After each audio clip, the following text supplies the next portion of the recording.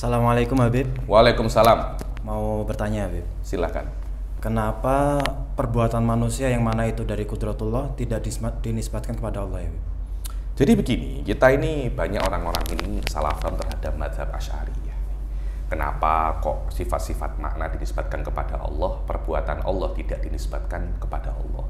Kita mesti paham di antara panduan utama atau garis utama atau kaidah asasiyah di dalam mazhab Asy'ari bahwasanya Allah itu tidak bisa untuk bersifat dengan sesuatu yang hadis. La yatasifullah bil hawadits. Dan setiap perbuatan Allah itu adalah perkara yang baru, bukan perkara yang hadis. Alam semesta adalah perbuatan Allah. Tidak bisa alam semesta itu ada pada Allah atau Allah bersifat alam semesta. Tidak bisa karena Allah itu munazzah daripada perkara-perkara yang baru, perkara-perkara yang hadis. Cuma dinisbatkan Allah itu khaliqul alam, yang mana alam semesta ini di luar Allah Subhanahu wa taala. Sebab itulah sifat pada Asy'ariyah ada namanya sifatul makna, sifatul fi'il. Sifatul fi'il ini Anda bisa untuk melihat daripada dua aspeknya. Aspek mansya'nya dan aspek natijahnya. Aspek mansya'nya, aspek sumbernya, bahwasanya sifatul fi'il ini bersumber daripada qudrah dan iradah. Dengan pemahaman ini Anda bisa untuk mengatakan sifatul fi'il maujudatun fi dzatillah subhanahu wa ta'ala. Karena memang Anda tengok daripada apa sumbernya. Kalau Anda tengok daripada natijahnya, tidak bisa Anda mengatakan Allah itu bersifat seperti alam semesta, karena yang namanya fi'lullah adalah khalqullah, sama saja. Begitu pula yang ada pada manusia. Kita sebagai ahli sunnah wal jamaah itu meyakini bahwasanya Allah itu khaliqu kulli syai'. Allah itu mencipta segala sesuatu. Allah itu fa'ilu kulli syai'. Allah itu fa'il dan khaliq menurut Asy'ariyah itu sama, pencipta gitu loh. Dan selama dia itu menciptakan, apa yang diciptakan tidak ada pada zat Allah Subhanahu wa ta'ala. Berbeda dengan manusia. Manusia, tengok ya, ketika manusia itu mencuri, tengok, Allah menciptakan kekuatan untuk mencuri. Karena manusia ingin untuk mencuri, keinginan mencuri bagi yang ada pada manusia itu seperti sababun adi bagi Allah untuk menciptakan kemampuan bagi manusia untuk mencuri. Dan karena, tengok ya, karena manusia itu menginginkan dan keinginan itu menjadi sebab bagi penciptaan Allah, sababun adi, maka mencuri ini dinisbatkan kepada manusia li'annahu tasabbaba bi'iradatihi. Begitu pula kalau manusia itu menginginkan sholat, Allah menciptakan keinginan, Allah menciptakan kudroh bagi manusia, bukan keinginan, Allah menciptakan kudroh, kekuatan bagi manusia untuk sholat karena manusia menginginkannya. Jadi keinginan bagi manusia itu adalah sebab bagi Allah untuk menciptakan keinginan. Dan tidak boleh Anda mengatakan Allah itu musolli, tidak boleh. Apalagi sampai Anda menisbatkan maksiat-maksiat yang dinisbatkan kepada manusia, yang dilakukan oleh manusia biqudratillah subhanahu wa ta'ala kepada Allah. Kenapa? Pertama, su'il adab. Su'il adab min haitsul lafadz.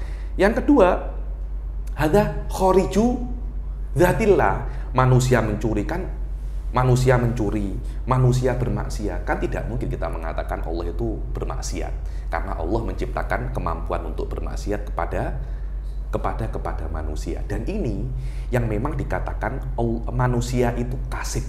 Kasib itu adalah dengan manusia itu mencuri. Yaksib itu kan mendapat. Yaksib bekerja Anda mendapat untung. Lah karena manusia itu kasib, apa yang dilakukan oleh manusia akan menjadi sifat bagi manusia. Mencuri yang dilakukan oleh manusia menjadi sifatnya manusia.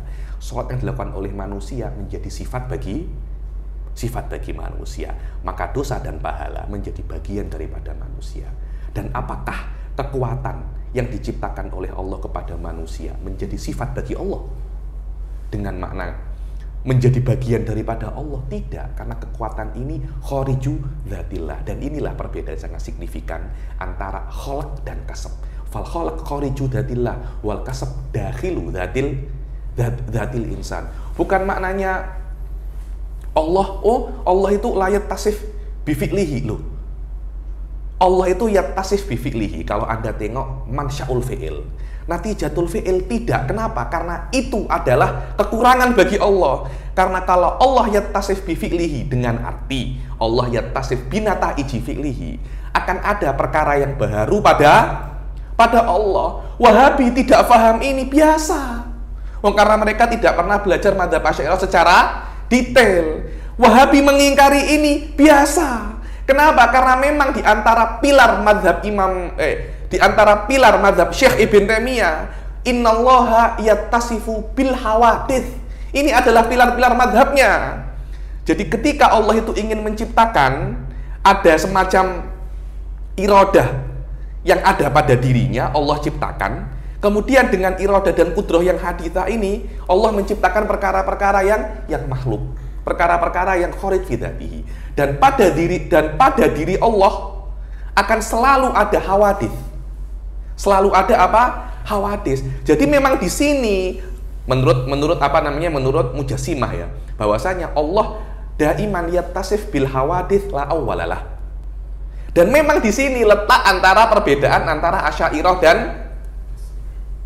dan Mujassimah, yang mana Asy'ariyah tidak mengatakan Allah yattasif bi af'alihi. Mujassimah mengatakan Allah yattasif bi af'alihi li'annahum ya'taqidun bi qiyamil hawadits la awwalalah fi dzatillah subhanahu wa ta'ala. Dan masalah ini secara spesifik sudah saya jelaskan di dalam kelas saya di YouTube, Khulasoh Aqidah Ibnu Taimiyah. Jadi jangan kalian itu bimbang ataupun bingung ketika melihat ada salah seorang syekh salafi, sama ada dari Indonesia atau daripada Perlis Malaysia, yang mengingkari perkara ini, karena memang ini adalah keyakinan mereka sebagai seorang salafi mengikut Ibn Taimiyah.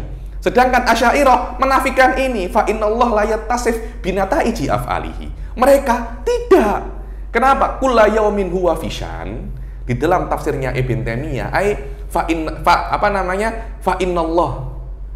innal hawadits yakum fi dzatil ilahiyah lahdatan ba'da lahdoh. Dan ini termasuk daripada kamalatullah menurut mereka.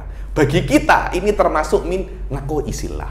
Dan memang ini perbedaan di antara perbedaan antara madzhab Asy'ariyah dan madzhab Mujassimah. Ini bukan kekurangan. Menurut Asy'ariyah ini adalah kesempurnaan.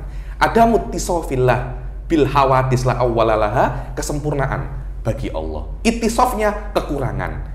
Mujassimah sebaliknya. Sekarang tinggal mana yang lebih kuat? Apakah ittisof? Kekurangan atau kesempurnaan? Di sini yakunu majalul fursan. Di sini yakunu marbatul faros di dalam kedua madhab. Dan Syekh Said Foda sudah mengarang kitab pasal ini 400 page, namanya Tanzihur Rahman an Qiyamil Hawadits la awwalalah. Mewujud, dijual di Aslen Malaya. Di Aslen Malaya Anda boleh tengok, Anda boleh beli, dan Anda boleh baca bahwasanya bagaimana ahli sunnah menyikapi masalah ini dan bagaimana Mujassimah menyikapi masalah ini. Wallahu a'lam.